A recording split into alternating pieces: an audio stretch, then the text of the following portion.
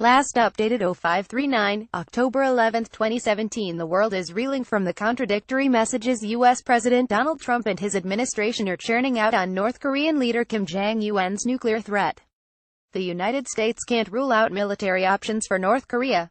There's no military solution to North Korea. Diplomacy is our best bet with North Korea. Don't waste time with diplomacy. The world is reeling from the contradictory messages U.S. President Donald Trump and his administration are churning out on North Korean leader Kim Jong-un's nuclear threat.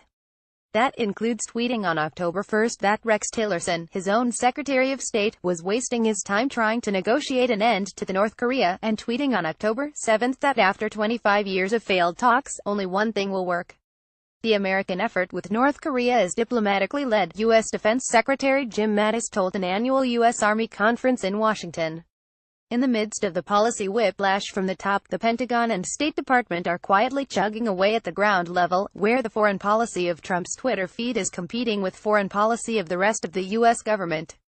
Read more. Trump may visit demilitarized zone. Republican calls White House adult daycare center. Kim bites back at Trump, praising powerful nukes. Trump only one thing will work on North Korea. Trump's ominous calm before the storm remarks military leaders, in particular, continue to insist that any engagement with the North Koreans must be led by the country's diplomats.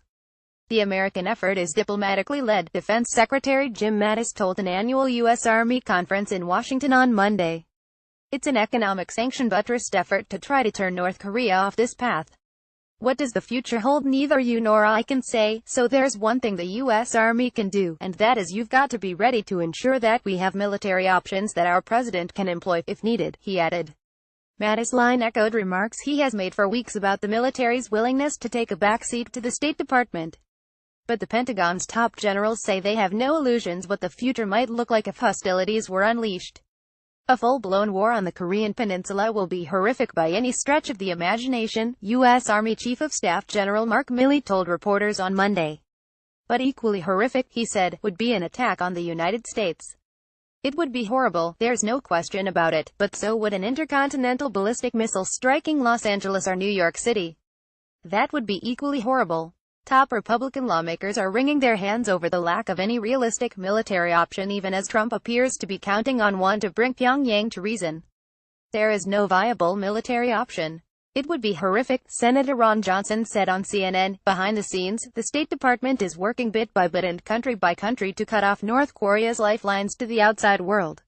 Under the auspices of what the State Department dubs a new pressure campaign, 20 countries have cut back diplomatic relations or money-making operations of the Hermit Kingdom, The Wall Street Journal reported. Italy, Spain, Kuwait, Peru, and Mexico all booted North Korea's ambassadors out of their countries in recent months after Washington warned they were using their embassies as a front to ship weapons, contraband, and cash to Pyongyang. Other countries, including Kuwait and Qatar, agreed to slash economic ties in North Korean foreign workers' programs to tighten the economic noose around the North Korean regime.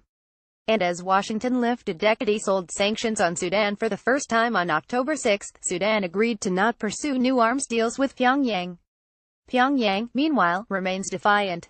On Monday, North Korean state news agency Minju Chosun issued a quintessentially North Korean threat to South Korea as the military showdown with the United States and its Asian allies continued. The ridiculous farce of the puppet forces only provokes derision and censure of people and will only bring earlier the miserable end of the imbeciles going helter-skelter just like a puppy fearless of a tiger, the newspaper said, as tracked by North Korean news aggregation website KCNA Watch. The Washington Post.